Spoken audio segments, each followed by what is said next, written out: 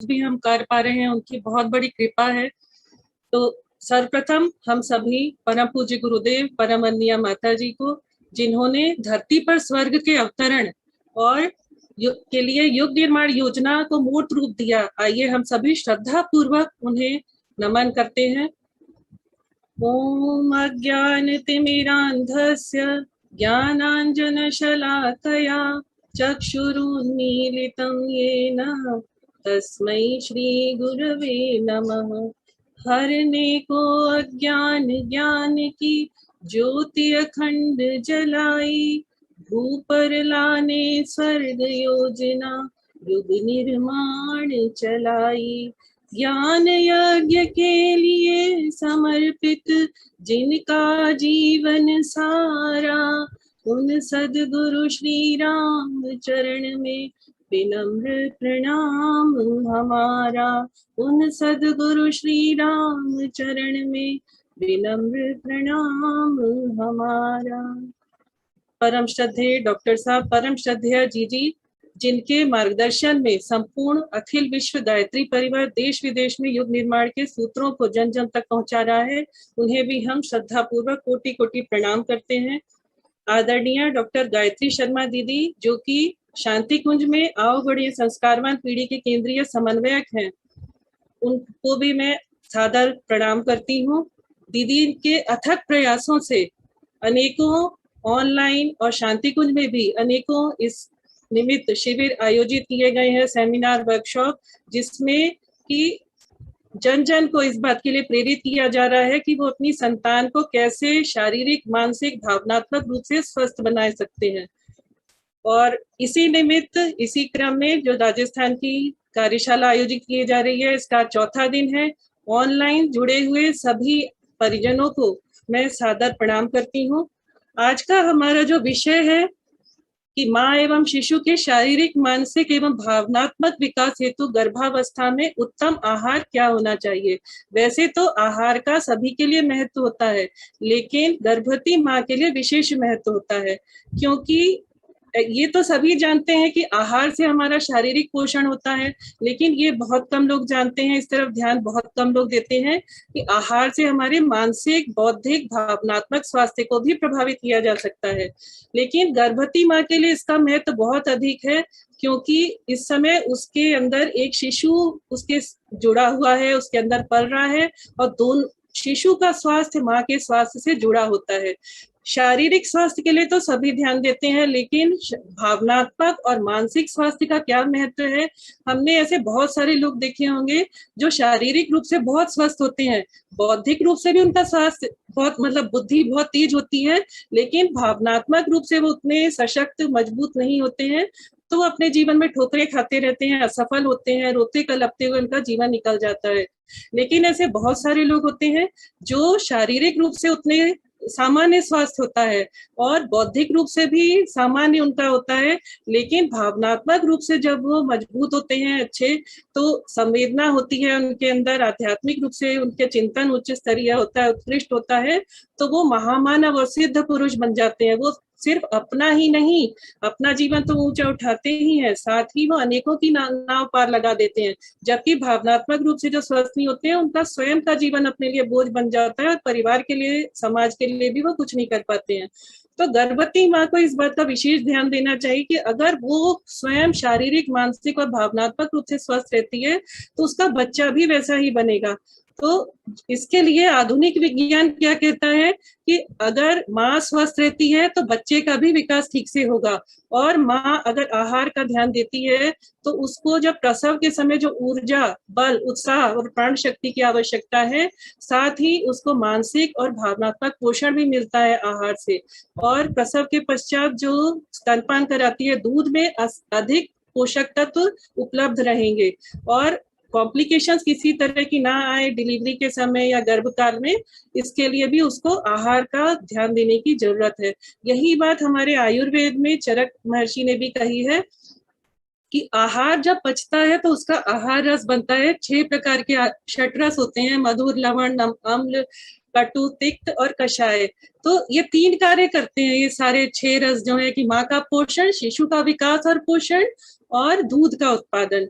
तो माँ को किस तरह उसके अंदर परिवर्तन आते हैं कि एक कोशिका होती है, वो 2.5 के शिशु में परिवर्तित होती है। माँ की जो बच्चेदानी होती है वो 5 गुनी बड़ी हो जाती है और उसका वजन 15 गुना बढ़ जाता है और आयतन उसका 500 गुना बढ़ जाता है।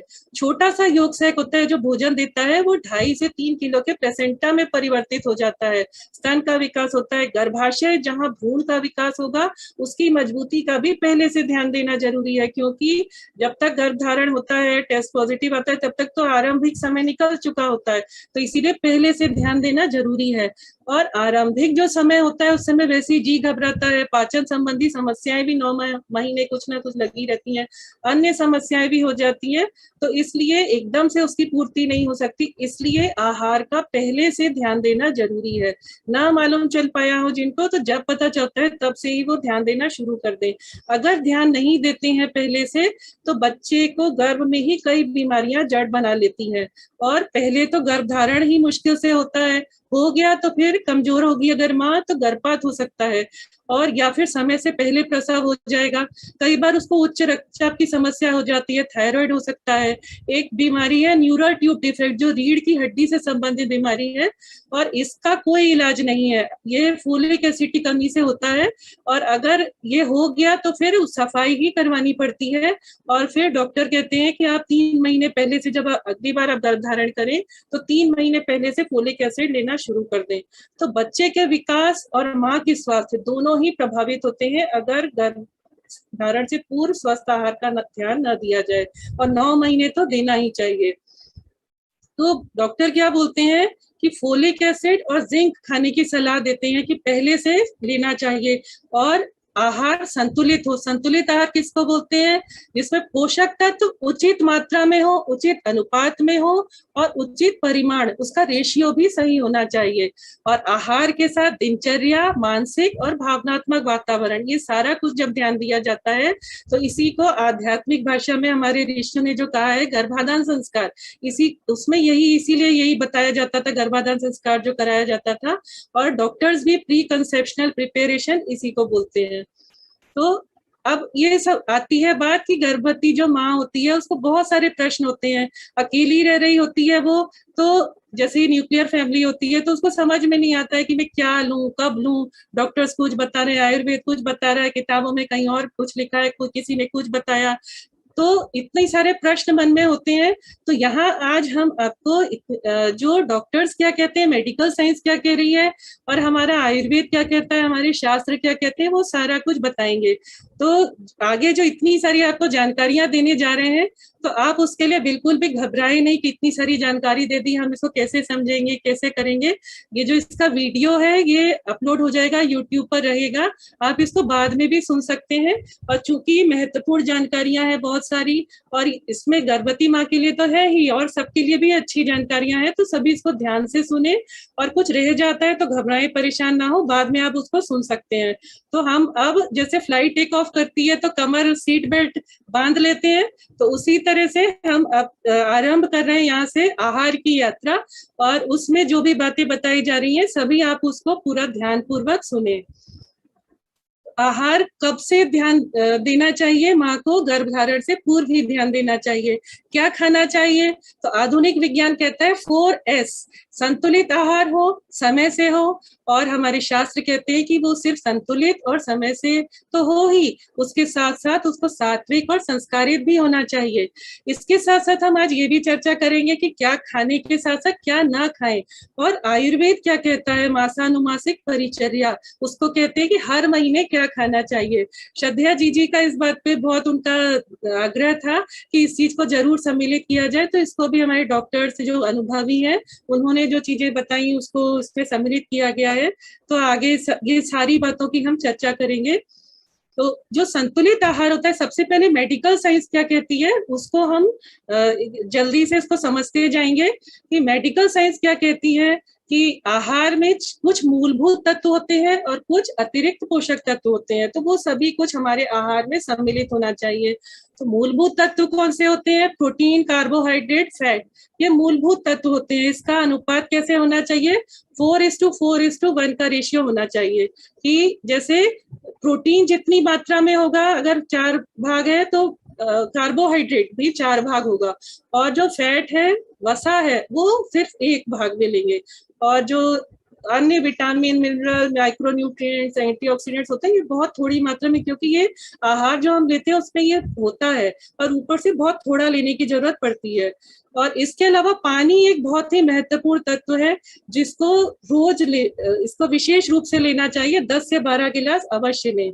तो पहला जो था मूलभूत तत्व प्रोटीन, ये क्या कार्य करता है? हमारे जितने त्वचा, रक्त, मांसपेशियां, हड्डियों की कोशिकाएं हैं, हमारे जो टिश्यूज हैं, वो प्रोटीन के से बनते हैं। तो जब शिशु का शारीरिक विकास हो रहा है, अगर हम प्रोटीन की मात्रा हमारे आहार में अच्छे से होगी, तो शिशु का शारीरिक रूप से वो मजबूत बनेगा। तो उसके लिए क्या लेना चाहिए आपको? दूध, दही, दाल, मिक्स दालें, सारी दालें लें आप, हर प्रकार की दाल लेनी चाहिए। और आटे का मिक्स आटा लें। कैसे करें उसको? आप ऐसा कर सकते हैं कि गेहूं अगर 7 किलो आप ऐसे इकट्ठा लेके पिसवा लें, 7 किलो गेहूं, चना 1 किलो और सोयाबीन 1 किलो। इसको आप धोकर, सुखाकर, फिर भून कर पिसा लें। और इसमें जौ भी आप 1 किलो मिलाएं, अगर जौ ना मिले तो आप सोयाबीन 2 किलो मिला सकते हैं। तो इससे आपकी प्रोटीन की मात्रा, और भी तत्व है लेकिन यहाँ मुख्य मुख्य चीजों को हम ले रहे हैं। फिर कार्बोहाइड्रेट किससे मिलता है? जो बिना पॉलिश का चावल होता है, जो ज्यादा सफेद चावल होता है, वो नहीं लेना चाहिए। चावल को धोते समय भी बहुत ज्यादा मल मल कर धोते हैं, तो उसका पूरा सफेद जो है वो निकल जाए, तो वो सही नहीं रहता है। उसको हल्के हाथ से 2-3 बार धो के और पकाना चाहिए। आलू को अच्छे से धोकर और छिलके सहित ही बनाए, तो उसमें पूरे आपको उसके पोषक तत्व मिलेंगे। वसा अर्थात फैट, चिकनाई, ये कितना ले, ये हमारी ऊर्जा का स्रोत होता है, और कार्बोहाइड्रेट भी ऊर्जा का स्रोत होता है। तो फैट, चिकनाई कितनी लेनी चाहिए? घी, तेल कितना लेना चाहिए? 5 चम्मच। एक दिन में आपको सिर्फ 5 चम्मच ही लेना चाहिए। तो जो न जमने वाला सैचुरेटेड फैट होता, जो जमने वाला सैचुरेटेड फैट होता है, डालडा, ये बहुत हानिकारक होता है, इसको बिल्कुल भी नहीं लेना चाहिए। और जो न जमने वाला है, जो रिफाइंड हो गया, जो बिना केमिकल का अनसैचुरेटेड फैट, ये ठीक होता है। और जो ट्रांस फैटी एसिड होता है, ये किस में हो जाता है? जब तेल हम बार बार गर्म करते हैं फिर उसको उपयोग में लेते हैं, तो उसमें ट्रांस फैटी एसिड डेवलप हो जाता है, वो बहुत अधिक हानिकारक होता है। तो तेल को एक बार गर्म करें, उपयोग करें, उसके बाद दोबारा उसको यूज ना करें। देसी गाय का घी बहुत अधिक लाभदायक होता है, वो मिल जाए तो सबसे अधिक सर्वोत्तम वही होता है। सरसों का तेल, कच्ची घानी का, वो भी बहुत अच्छा रहता है, सबको उपलब्ध हो सकता है आसानी से वो। और ओलिव, कनोला का तेल, सूरजमुखी का तेल, मूंगफली का तेल, ये कुछ तेल जो थोड़े महंगे हैं लेकिन ये फायदेमंद होते हैं, तो जो उपयोग कर सकते हैं उन्हें करना चाहिए। इसके अलावा विटामिन, मिनरल, माइक्रोन्यूट्रिएंट्स, एंटीऑक्सीडेंट, जो अन्य पोषक तत्व हैं, ये हमारी इम्यूनिटी को बढ़ाते हैं। अभी कोरोना के समय भी ये चीजें लेने के लिए इम्यूनिटी की, रोग प्रतिरोधक क्षमता बढ़ाने की बहुत अधिक आवश्यकता थी। तो ये किससे मिलता है? जो रंग बिरंगे फल सब्जियां होते हैं, जो कहते हैं ORS, ओरिजिनल, रीजनल और सीजनल, जैसा है उसको वैसा ही खाएं, ज्यादा पकाएं नहीं उसको। और जो आपका लोकल एरिया में जो उपलब्ध है वो, और जो मौसम का हो, कोल्ड स्टोरेज का लेंगे तो वो लाभ नहीं करेगा। और अंकुरित इतनी लाभदायक चीज है, उसको तो जरूर लेना चाहिए, क्योंकि इसमें जो और चीजों में तो होता है रासायनिक खाद का कुछ प्रभाव हो सकता है, लेकिन अंकुरित में रासायनिक खाद का कुप्रभाव समाप्त हो जाता है। और इसमें विटामिन कई गुना बढ़ जाते हैं, इसके एंजाइम्स पाचन संस्थान को मजबूत बनाते हैं, हमारी त्वचा चमकदार बनती है, खून की कमी दूर होती है, बालों का झड़ना ठीक होता है, आंखें तेज होती हैं, दिल के लिए लाभदायक है, दिमाग तेज होता है, कोलेस्ट्रॉल कम करता है, और हमारी इम्यूनिटी को बढ़ाता है, हमारे शरीर से टॉक्सिन्स को बाहर निकालता है। इसको आप पकाने, हल्का सा भाप में पकाकर खाएं तो वो एक प्रिकॉशन के रूप में अच्छा रहता है। कहीं बैक्टीरिया हो चुके होंगे तो वो खत्म हो जाएंगे। ज्यादा ना पकाएं, सिर्फ हल्का सा। तो इसको आप अंकुरित तो कैसे बनाएंगे? मूंगफली 10 ग्राम ले लें, चना 15 ग्राम और मूंग 25 ग्राम, ये एक बार लेने के लिए इतना आप लेके ऐसे बना सकते हैं उसको।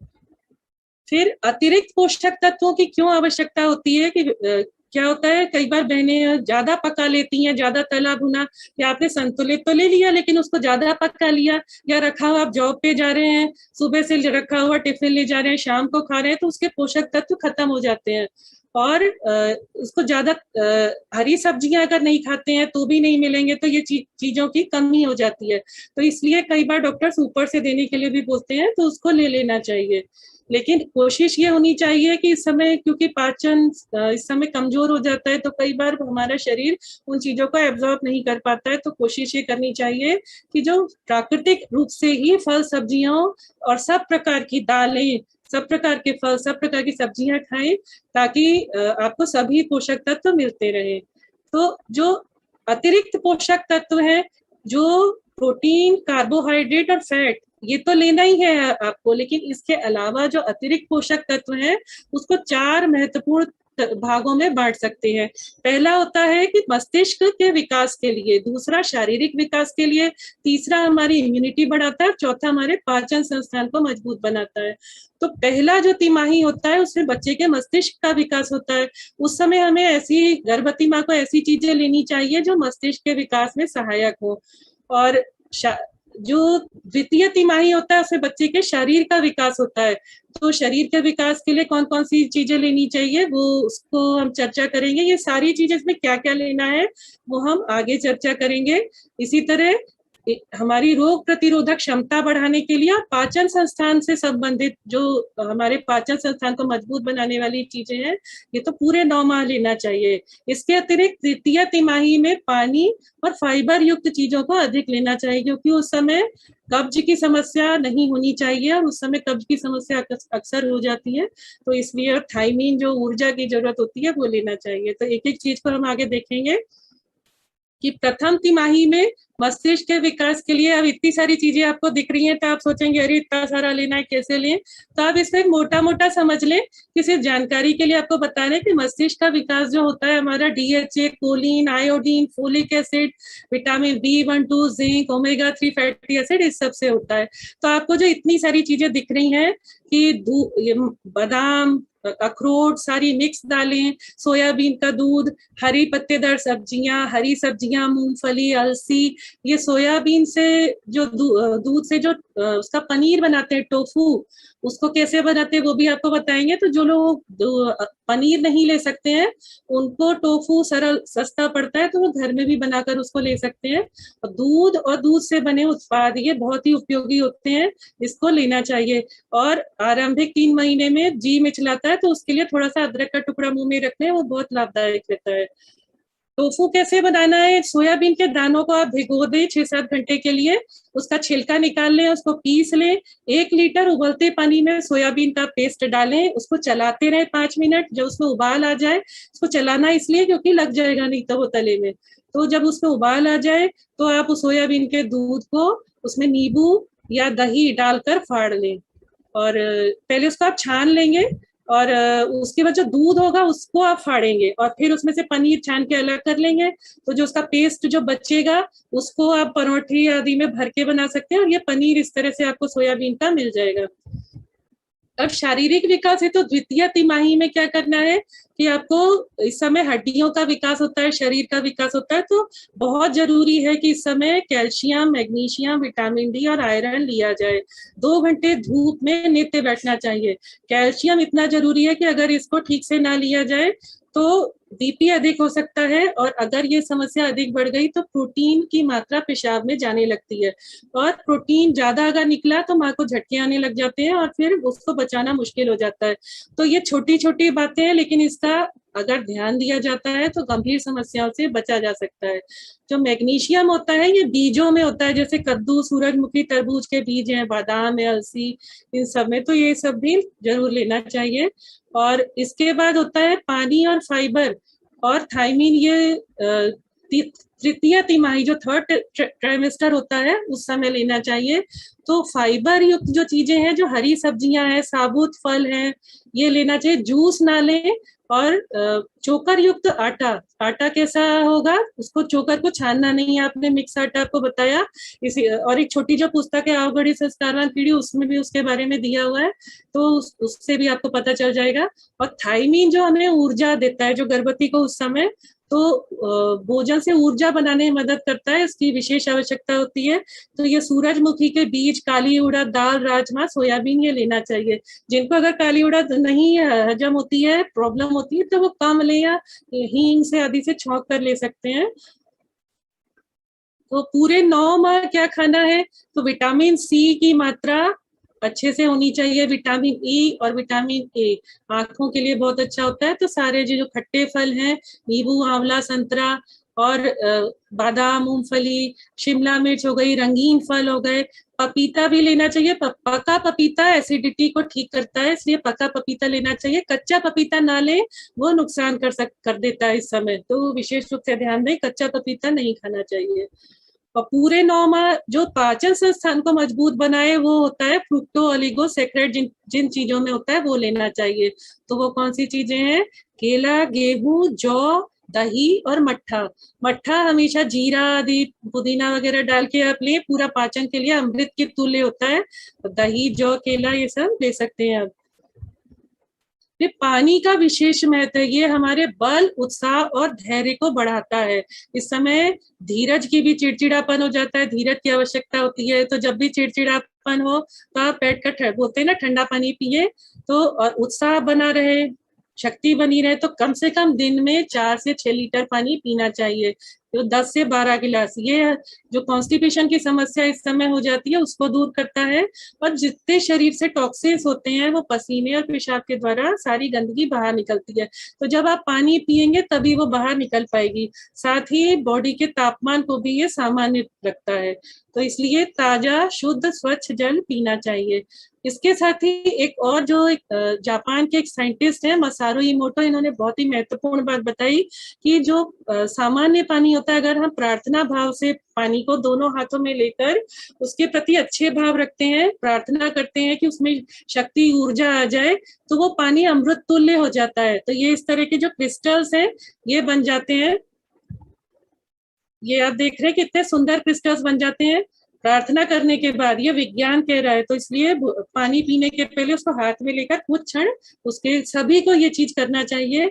और 1 घंटे पहले भोजन के पानी पिए और 1.5 घंटे बाद पिए। बीच में अगर भोजन के बीच में आवश्यक हो तो थोड़ा थोड़ा पिए। और पानी को बर्बाद बिल्कुल नहीं करना चाहिए। और इस तरह हमने देखा कि जिस तरह पानी को हम भावना से अच्छा बना सकते हैं, अमृत तुल्य बना सकते हैं, इसी तरह भोजन को भी वैसे ही बनाना चाहिए। तो इसको आज विज्ञान भी मान रहा है कि भोजन का हमारे मानसिक, जो हम अभी तक बात कर रहे थे आरंभ में, हमने कहा कि शारीरिक स्वास्थ्य के साथ मानसिक, बौद्धिक, भावनात्मक स्वास्थ्य को भी ध्यान देने की जरूरत है। तो विज्ञान जो है, लेटेस्ट अभी जो रिसर्च चल रही है, स्टडी चल रही है, जिसका विज्ञान की जिस विधा का नाम है न्यूट्रिशनल साइकियाट्री, और इसका और एडवांस वर्जन है न्यूट्रिशनल न्यूरोसाइंस। इसमें ये अध्ययन किया जा रहा है कि आहार का हमारी बुद्धि, बौद्धिक क्षमता और भावनाओं पर कैसे प्रभाव पड़ता है। तो हम ये चीज तो हम सभी जानते हैं कि कुछ चीजें हम खाते हैं जब तो हमारा मूड अच्छा हो जाता है और कुछ चीजों से मूड खराब होता है। दूसरा, जब हमारा पेट सही होता है तो हमारा दिमाग अच्छा रहता है, हमारा मूड अच्छा रहता है। और अगर मूड खराब होता है तो पेट में प्रॉब्लम शुरू हो जाती है। या हम तनाव में है तो भी पेट में बटरफ्लाईज होने लगती हैं, टेंशन होनी शुरू हो जाती है। किसी भी तरह की कुछ भी समस्या आने पर तुरंत ही हम उसका प्रभाव हमारे पेट पर पड़ता है। तो ऐसा क्यों होता है? हमारे पेट में हजारों करोड़ों न्यूरॉन्स होते हैं। एक तरह से एक दिमाग तो हमारा यहाँ हुआ ऊपर, एक दिमाग हमारे पेट में होता है। वो इसीलिए हमारा जो हमारे तनाव हो गया, खुशी हो गई, ये सारे चीजें का प्रभाव हमारे पेट पर पड़ता है। वो न्यूरॉन्स उसको अनुभव कर लेते हैं तुरंत। और एक ये फील गुड न्यूरोट्रांसमीटर होता है सेरोटोनिन, तो 95% पेट में ही बनता है। तो जब हम सात्विक, सुपाच्य, ताजा आहार लेते हैं तो क्या होता है, हमारे पेट में अच्छे बैक्टीरिया बनते हैं। और ये बैक्टीरिया जो हमारा आहार का जो रस होता है, जो न्यूट्रिएंट्स होते हैं, उसको ठीक से फिर एब्जॉर्ब कर पाता है हमारा शरीर, और फिर सेरोटोनिन बनता है। और जो हमारा, ये आप देख रहे हैं कैसे ब्रेन, हमारा मस्तिष्क और हमारा गट, ये पाचन संस्थान जो है, पेट, ये पूरा जुड़ा हुआ रहता है। और पेट का प्रभाव मस्तिष्क पर पड़ता है, मस्तिष्क का प्रभाव पेट पर पड़ता है। तो जब हम अच्छा आहार लेते हैं तो सेरोटोनिन बनेगा, और ये जो हमारा न्यूरॉन्स है, इनके माध्यम से ही जो जुड़ा हुआ है हमारा मस्तिष्क और पेट, ये हमारा उसका प्रभाव तुरंत इसका मैसेज आता है, हम अच्छा फील करने लगते हैं। और इसके लिए ईवा सेल्फ जो हार्वर्ड की हैं न्यूट्रिशनर है, उन्होंने ये बताया कि जो हम रिफाइंड शुगर या प्रोसेस्ड फूड लेते हैं उससे हमें डिप्रेशन हो सकता है। इसीलिए हमें आहार ऐसा होना चाहिए, कच्चे फल, सलाद और साबुत अनाज ये लेना चाहिए। हमें एनर्जी देता है, हमारे मूड को अच्छा रखता है। और एक लीसा किलगर है न्यूट्रिशनिस्ट, उन्होंने ये कहा कि अगर हमारे अंदर न्यूरोट्रांसमीटर कम हो जाते हैं हमारे ब्रेन में, तो हमें डिप्रेशन होता है। और अगर हमारे पेट में न्यूरोट्रांसमीटर कम होते हैं तो कॉन्स्टिपेशन और स्लो डाइजेशन, हमारा पाचन कमजोर हो जाएगा। और जितना जंक फूड, चिप्स आदि खाते हैं, नमकीन ऐसी चीजें, तो उससे हमारे हिप्पोकैम्पस का साइज छोटा हो जाता है, ये फेलिका जेका ने कहा है। इससे आईक्यू हमारा कम होगा। तो ये विज्ञान इस चीज को मान रहा है। और हमारे शास्त्रों ने भी कहा है, छांदोग्य उपनिषद में कहा है कि आहार शुद्धो सत्व शुद्धि, सत्व शुद्धो ध्रुवा स्मृति। इसका अर्थ हुआ कि शुद्ध भोजन से सत्व की शुद्धि होती है, अर्थात हमारा अंतःकरण शुद्ध होता है। और सत्व शुद्धि से बुद्धि शुद्ध और निश्चयी बन जाती है। तो इसको जो हमारा आहार पोषक ही नहीं, शुद्ध भी होना चाहिए। अब शुद्ध आहार कैसे होगा ये तो हम आगे चर्चा करेंगे, लेकिन आहार पोषक और शुद्ध हो क्यों, इसके लिए बहुत अच्छी एक पुस्तक है जिसका एक अंश आपको बता रहे हैं, बहुत महत्वपूर्ण है। ये पॉइंट्स आप ध्यान से सुने कि आत्मविज्ञान की दृष्टि से आहार के 3 स्तर होते हैं। आहार के तम अंश से मांस बनता है, रज से मस्तिष्कीय क्षमता बढ़ती है और सत से भावनाओं का निर्माण होता है। चिकित्सा विज्ञान का तो हमने देखा कि वो मस्तिष्क पर प्रभाव का विश्लेषण को पढ़ रहा है, लेकिन हमारे ऋषि मुनि बहुत एडवांस वैज्ञानिक थे। उन्होंने ये बताया कि बौद्धिक प्रखरता कैसे बढ़ सकती है क्या खाने से। और सिर्फ यही नहीं, स्वभाव और व्यक्तित्व की मूल परतों को भी आहार के द्वारा स्पर्श किया जा सकता है। और सात्विक आहार ही वो आहार है जो हमारे अंतःकरण को पवित्र और परिष्कृत कर सकता है। इसके साथ ही सिर्फ सात्विक आहार तो ले ही, उसके साथ साथ हम भावनाओं का भी संपुट लगाएं उसमें, तो वो हमारी जो आत्मिक चेतना है उसको ऊंचा उठाने में सहायता देता है। इसीलिए जो भगवान को भोग लगाते हैं या यज्ञ चरु या बलि वैश्व की बात बताई जाती है, इससे भोजन की जो सामर्थ्य है, सूक्ष्म सामर्थ्य बहुत अधिक बढ़ जाती है। जैसे आपने देखा कि नशा जो होता है पूरा मस्तिष्क को कुंठित कर देता है। जितने अपराध लोग करते हैं नशा करके करते हैं। तो बुद्धि जो है वो दैवीय वरदान नहीं है, उसको मानवीय प्रयत्नों के द्वारा भी घटाया और बढ़ाया जा सकता है। तो आने वाले दिनों में ऐसी औषधियां मिलेंगी, अभी भी कुछ बताते हैं डॉक्टर्स कि बुद्धि को कैसे बढ़ाया जा सकता है। आहार में फेरबदल करके मेमोरी को बढ़ाया जा सकता है और संवेदनशीलता को भी घटाया बढ़ा सकते हैं। तो जो आत्मबल संपन्न लोग होते हैं वो अपना उत्कर्ष तो करते ही, साथ ही अनेकों को ऊंचा उठाते हैं। तो आहार शुद्धि के द्वारा हम कारण शक्ति की जो उपयोगिता है वो असंदिग्ध है, उस पर डाउट नहीं करना चाहिए, वो उपयोगी भी है और अनिवार्य भी है। ये सारा कुछ कहाँ दिया हुआ है, एक पुस्तक है परम पूज्य गुरुदेव की चिर यौवन का रहस्योद्घाटन, इसके पेज 40 से 46, ये ऑनलाइन भी है, आप इसको जरूर पढ़िएगा। तो हमने ये देखा कि शारीरिक ही नहीं, मानसिक और भावनात्मक स्वास्थ्य भी जरूरी है।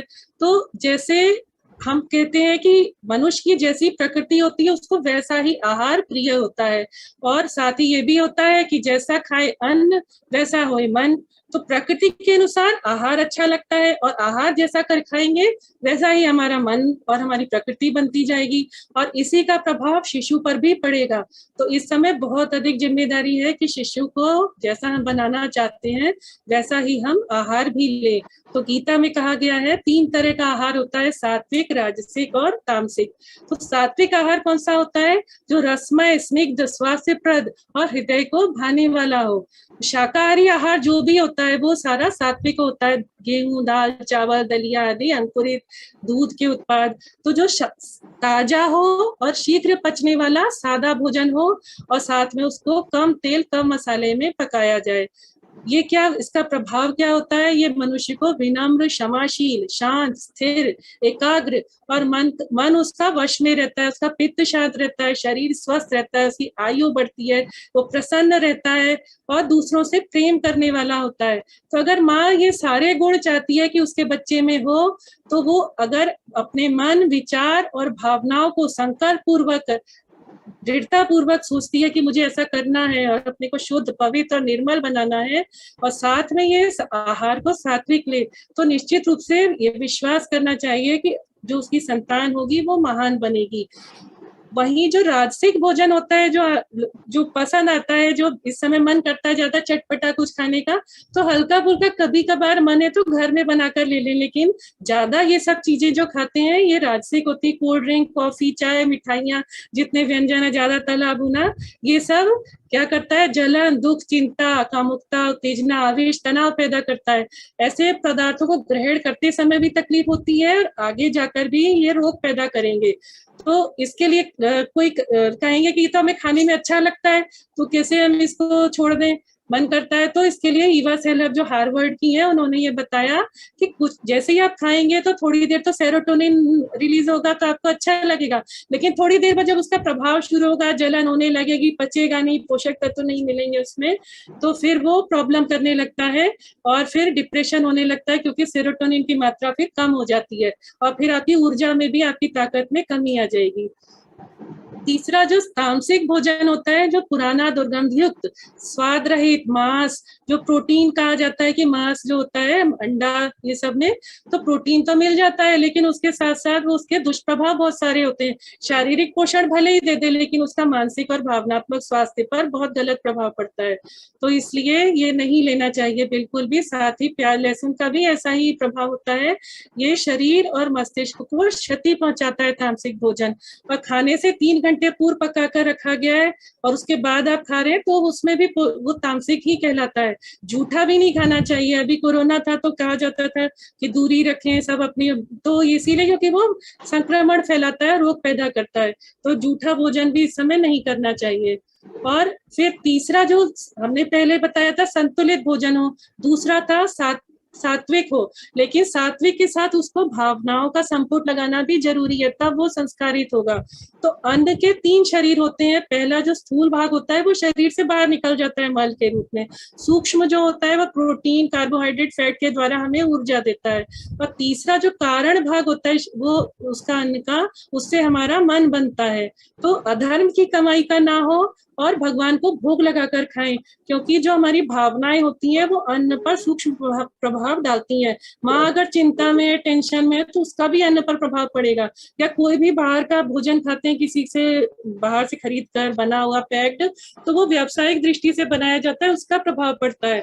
तो इसीलिए बलिवेश करके भोजन बनाए, 3 बार गायत्री मंत्र बोलकर भोजन करें, और बनाते समय, खाते समय, पकाते समय पूरी देर मन शांत रखें। अच्छा म्यूजिक कुछ चला लें, उसको सुनते हुए फिर खाएं।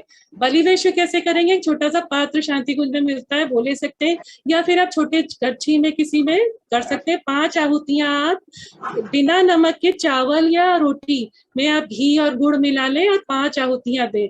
उस समय आपको भावना करनी है कि आप अपने देवताओं को, आपके जो इष्ट हैं उनको और प्राणी मात्र के कल्याण के लिए समर्पित कर रहे हैं। तो जब आप ये भाव करेंगे और उसके बाद जो बचा हुआ रहेगा उसको आप पूरे भोजन में मिला दें, या फिर जब भोजन करने सब बैठे सबके प्रसाद रूप में सबको दे दें।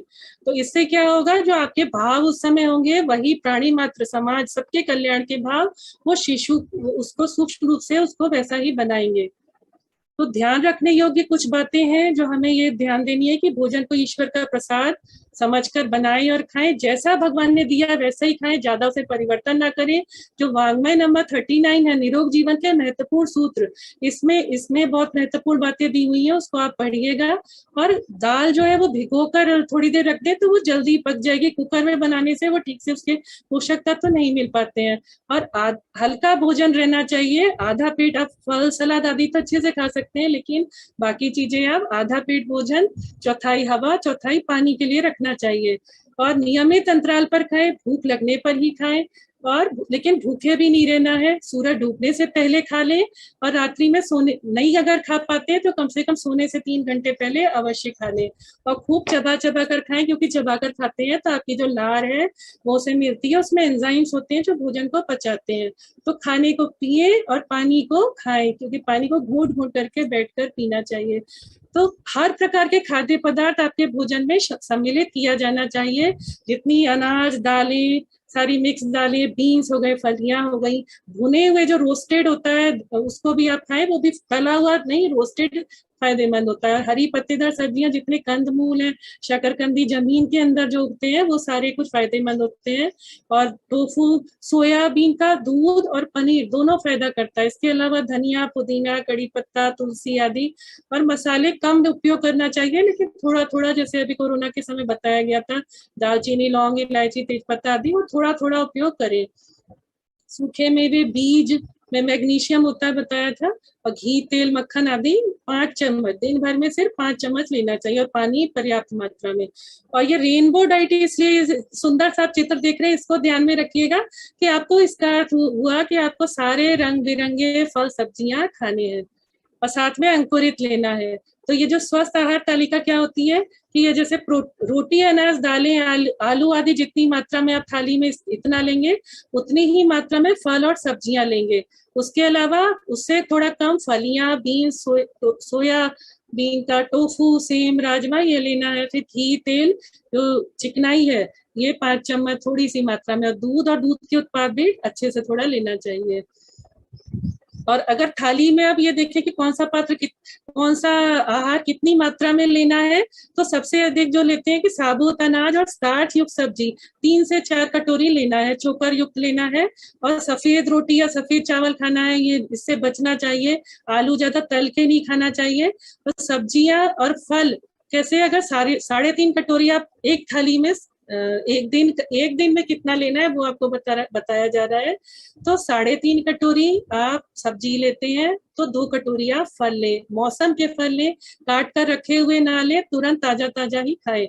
और जूस ना पिए, और क्योंकि जूस में फाइबर नहीं होता है, और फाइबर कब्ज से बचाने में सहायता करता है, इसके लिए आपको। और डायबिटीज, जो जेस्टेशनल डायबिटीज हो जाता है इस समय, उससे भी बच जाता है फाइबर। तो सब्जियां जो है अधिक से अधिक स्टार्च रहित जो है, हरी पत्तेदार, वो लेना चाहिए।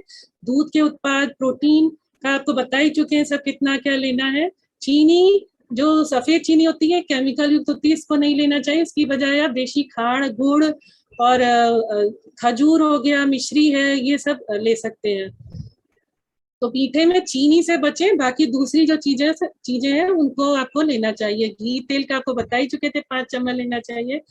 अब अन्य जो आपको बातों का ध्यान देना है कि नमक आपको कम लेना चाहिए। आप सेंधा नमक का उपयोग करें, उसमें भी आयोडीन होता है। और कम से कम आधा घंटा टहलना चाहिए। चीनी आपकी हड्डियों को कमजोर करता है, तो इसीलिए भी उसको नहीं लेना चाहिए। और वजन पर निगाह रखें, 10 से 12 किलो वजन 9 महीने में बढ़ना चाहिए। अगर 8 किलो से कम रहता है वजन, तो वो इसका अर्थ हुआ कि ये बच्चा कुपोषित हो सकता है, या आप तनाव में है, उसके कारण ऐसा हो सकता है। और अगर 12 किलो से अधिक वजन होता है, तो इसका मतलब डायबिटीज के कारण हो सकता है, तो डॉक्टर से आपको संपर्क करना चाहिए।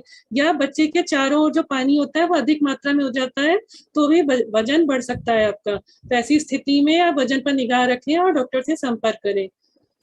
तो कुल मिला के आपको क्या क्या लेना है वो बता दिया। अब क्या नहीं लेना है, तो आपको ये शराब, धूम्रपान, ये जो पैक्ड फूड होता है, ये सब नहीं लेना चाहिए, क्योंकि इसमें पोषक तत्व नहीं होते। आपका पेट तो भर जाएगा, लेकिन आपको पोषक तत्व नहीं मिलेंगे, आपकी ऊर्जा कम हो जाएगी, और फिर बच्चे को भी नहीं मिल पाएंगे। इसमें सेरोटोनिन की मात्रा कम होती है, इससे IQ लेवल कम होगा, बच्चे का दिमाग कमजोर होगा, और उसको संस्कार भी नहीं मिलेंगे।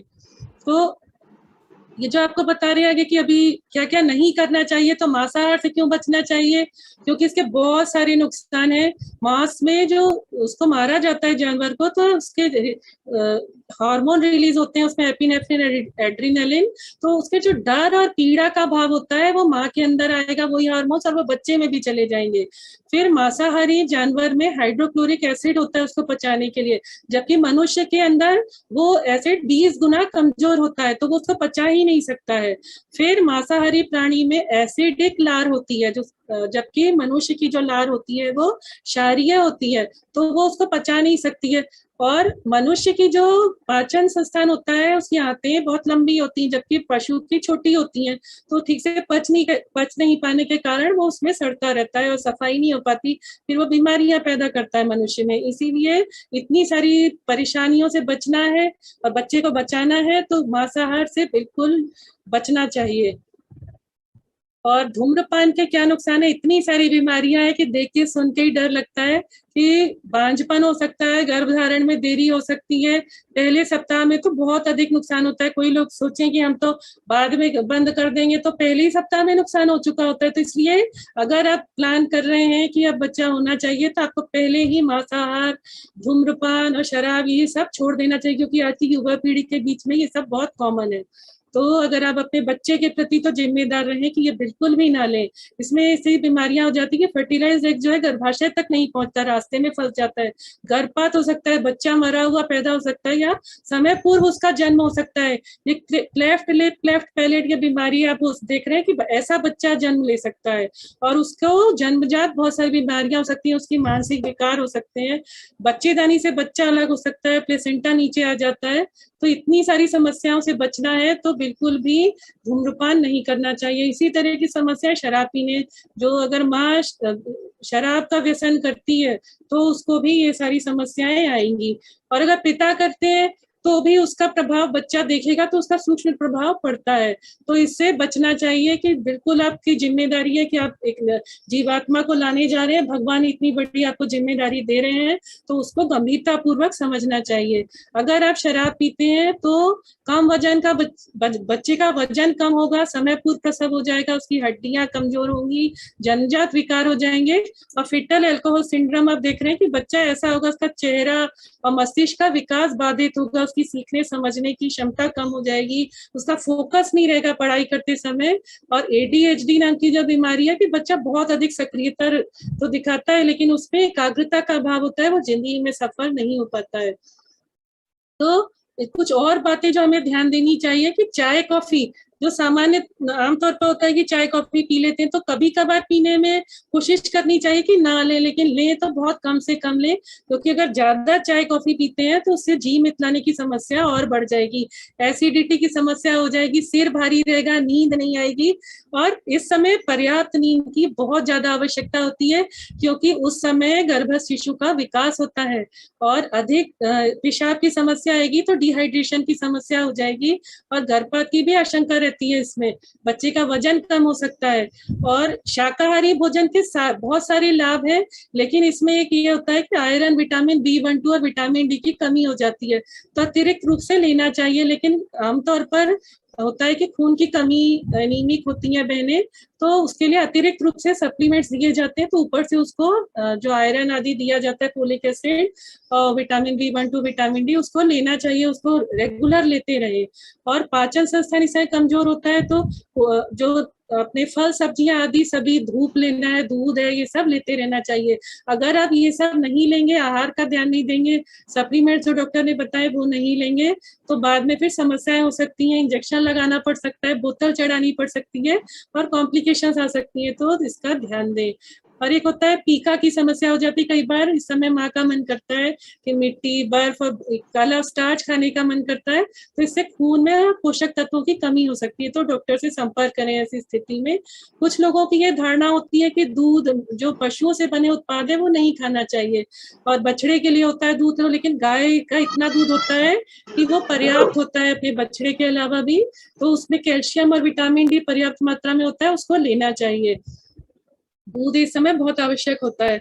और ये कुछ जो आपकी छोटी पुस्तक है आओ घड़े संस्कारवान पीढ़ी, उसमें ये सब दिया हुआ है कि प्रतिदिन का जो नाश्ता है उसमें सुबह या तो आप 2 चम्मच सत्तू या बादाम, अखरोट, छुहारा, ये थोड़ा थोड़ा लेना चाहिए। कितनी मात्रा में ये सब इसमें दिया हुआ है। और दूध और के साथ हल्दी और शहद मिला के ये लेना चाहिए। उसके अलावा आटे को कैसे पौष्टिक बनाना है वो बता चुके हैं। सत्तू कैसे बनाना है, जौ, चना, सोयाबीन तीनों को मिलाकर पीस लें। अंकुरित बनाने का आपको बता चुके हैं, मिक्स दालें लेना, पानी को पर्याप्त मात्रा में लेना। फिर ये आहार तालिका है, इसमें सारे जितने प्रकार के आहार है, आदरणीय डॉक्टर गायत्री शर्मा दीदी ने बहुत इसको अच्छे से बनाया हुआ है, ये इसमें छोटी पुस्तक में दिया हुआ है। तो इसको आप ऐसा कर सकते हैं कि आप अपने किचन में पूरा इसको तालिका को लगा लें, या अपनी रुचि से इसमें थोड़ा फेरबदल भी कर सकते हैं, और व्यवस्थित पूरा सजा कर रखें, क्योंकि रोज अगर आप ऐसा नहीं करेंगे, ये और सब भी ऐसा कर सकते हैं क्योंकि आपके आहार में सभी कुछ सम्मिलित हो तो आप पूरा सजा कर रखें, जिस नहीं तो बनाते समय सोचना पड़ता है कि क्या बनाए। तो पहले से अगर आप सोच के रखेंगे तो आप इसको अच्छे से सभी आहार को, हर प्रकार का आहार सम्मिलित कर सकते हैं। अब आयुर्वेद के अनुसार जो मासानुमासिक परिचर्या है, क्या लेना चाहिए हर महीने, तो मीठे के रूप में आपको बताया कि मिश्री, खांड, खजूर, शहद, गुड़, बूरा, अंजीर, इसको सम्मिलित करना चाहिए चीनी के बजाय। और पहले माह में आसानी से, क्योंकि जीव मितलाता है, पाचन भी कमजोर होता है, खाने की इच्छा नहीं होती है, तो आसानी से पचने वाला आहार लेना चाहिए। तरल आहार ज्यादा लेना चाहिए जो ठंडा और मीठा हो। और मुलेठी, अश्वगंधा, ये शांति कुंज में प्योर मिल जाता है, इसको आप ले सकते हैं। मक्खन, मिश्री मिलाकर लेना चाहिए। और जो आपको बताया ये ज्यादा मात्रा में ना हो, 5 चम्मच आपको चिकनाई बोला है, तो जहां भी आप इसमें देखेंगे कि चिकनाई का आ रहा है, मक्खन, घी, तो आप ये मान लें कि आपको 5 चम्मच से अधिक नहीं लेना है दिन भर में। तो नारियल और सौंफ का इसमें पहले माह में प्रयोग करना चाहिए। फिर द्वितीय महीने में खट्टे फल जो होते हैं, अंगूर, अनार, संतरा और शतावर, अश्वगंधा, मुलेठी, ये सब लेना चाहिए। शतावर मिश्री मिलाकर पूरे दूसरे महीने में आप पूरे महीने रात को सोने से पहले लेना चाहिए। शतावर और मिश्री मिलाकर दूध में उबाल लें और फिर उसको लें। फिर तीसरे महीने में दूध में घी और शहद दोनों का असमान मात्रा हो, एक जैसी मात्रा नहीं होनी चाहिए, नहीं तो वो नुकसान करती है, तो असमान मात्रा में हो। और खिचड़ी दाल और लोबिया की मिला के बना सकते हैं, दलिया मिला सकते हैं। और ये सोम घृत का आप शुरू कर सकते हैं, इसमें 8वें महीने तक इसको लेना चाहिए। और चौथे महीने में चावल का सेवन, दही से, ताजा मक्खन जो घर में आप खुद बनाए उसको लेना, मिश्री मिला के फायदेमंद होता है। 5वें महीने में भी कुछ ये दिया हुआ जड़ी बूटियां जो कुछ शांति कुंज में मिल सकती हैं और कुछ आप पंसारी की दुकान से ले सकते हैं। जो मिल जाए ठीक है, ना मिले तो कोई टेंशन की बात नहीं है, जितना ले लें ठीक है। बाकी आपको सारा आहार जो सारा संतुलित बता चुके, इतनी सारी चीजें, तो ये तो एडिशनल है, आप ये ले सकें तो अच्छा, नहीं हो सके तो कोई बात नहीं। और ये 6वें माह में भी कुछ चीजें ऐसे लेनी चाहिए। शतावर का चूर्ण मिश्री मिलाकर रात को ले सकते हैं। और 7वें माह में जो नीम की पत्तियां, बेर, तुलसी और मंजिष्ठ का कल जो पेट पे खुजली होती है या निशान पड़ जाते हैं, तो उसका पेस्ट बनाकर लगाने से लाभ करता है। 8वें माह में पुराने चावल की खिचड़ी, मूंग की दाल मिलाकर लेना चाहिए, क्योंकि इस समय भार बढ़ जाता है, बच्चे का वजन बढ़ जाता है, तो कब्ज की समस्या हो सकती है, हो जाती है। तो इसलिए रात को अगर कब्ज की समस्या रहती है तो ईसबगोल जरूर ले लें साथ में। 9वें महीने में अगर समस्या ज्यादा होती है तो त्रिफला, ईसबगोल, कब्ज नहीं होना चाहिए, इस बात का विशेष रूप से ध्यान दें, क्योंकि फिर उससे पूरा ये डिप्रेशन की, पेट में अगर अच्छा वातावरण नहीं रहेगा तो दिमाग में भी, मस्तिष्क में, मानसिक रूप से स्वास्थ्य भी प्रभावित होगा। तो इसलिए हल्का सुपाच्य आहार लेना चाहिए और इस समय सोम घृत को बिल्कुल बंद कर देना चाहिए। हमारा आधुनिक विज्ञान भी ये कहता है कि पेट और दिमाग, इसकी रिलेशन, अगर कनेक्शन जो है अच्छा बना के रखना है तो हमें क्या करना होगा, शराब ना लें, दवाइयों ना हो, अपने स्वास्थ्य का ध्यान दें ताकि एंटीबायोटिक्स ना लेनी पड़े, रेगुलर योग व्यायाम करें, आपने कल जो सुना क्लास में, और स्मोकिंग नहीं करना चाहिए, तनाव आदि से बचना चाहिए, प्रसन्न रहना चाहिए, नींद अच्छे से लेना चाहिए, और प्रोसेस बाहर का पैक्ड फूड है वो नहीं लेना चाहिए। और क्या करना चाहिए, तो आप जो हेल्दी फूड है, ताजे फल सब्जियां आदि खाएं, रेगुलर व्यायाम करें, नींद अच्छे से लें और तनाव से बचें, स्वाध्याय, जप आदि सारा कुछ आपको बता चुके हैं। तो आयुर्वेद भी ये कहता है कि दिन में नहीं सोना चाहिए, उसके लिए आप हल्का आहार लेंगे तो दिन में आपको नींद नहीं आएगी, उस समय में आप संवाद करें, अच्छी अच्छी पुस्तकें पढ़ें। संवाद की कक्षा जो आपकी क्लास होगी कल होगी, उसको आप जरूर सुने, उसे बहुत अच्छे से बताया जाएगा। और एक राजस्थान के लिए बहुत ही अच्छी सुविधा है कि यहाँ पर हर जिले में केंद्र सरकार द्वारा संचालित पाचन प्रसूता केंद्र है, जहाँ पर आयुर्वेदिक औषधियां मुफ्त में दी जाती हैं, तो सभी वहां से ले सकते हैं। और प्रसव के 3 माह बाद तक के लिए वहां से घी, गुड़, सौंठ आदि प्रसूताओं को दिया जाता है, तो वहां से ले सकते हैं। और जो आप ये चूर्ण आपको बताए गए, तो ये 150 से 200 ग्राम अगर हम मिक्स करके रख लेते हैं तो वो 1 महीना पूरा आपका चल जाएगा। तो इस तरह क्या कहा गया है कि आने वाले समय में डॉक्टर्स जो बोले, क्या इस बात पर अधिक जोर देंगे कि दवा नहीं, बल्कि आप आहार विहार को ध्यान देकर ही बीमारी से बचें, उसके प्रति जागरूक रहें। और एडवर्ड स्टेनले ने भी कहा है कि अगर हम इसका आहार का समय पर ध्यान नहीं देते हैं तो हमें बीमारी के लिए समय निकालना पड़ेगा। तो अंत में जो उसका सार क्या है पूरी बातों का, कि परम पूज्य गुरुदेव ने कहा है कि हम शरीर को भगवान का मंदिर समझें। हमारे अंदर एक जीवात्मा आने वाली है, एक दिव्य आत्मा आने वाली है। तो हमें आत्म संयम और नियमितता द्वारा, आत्म संयम किस बातों का, कि जो चीजें नहीं खानी है उसको संकल्प पूर्वक, दृढ़ता पूर्वक हम उसको ना खाएं।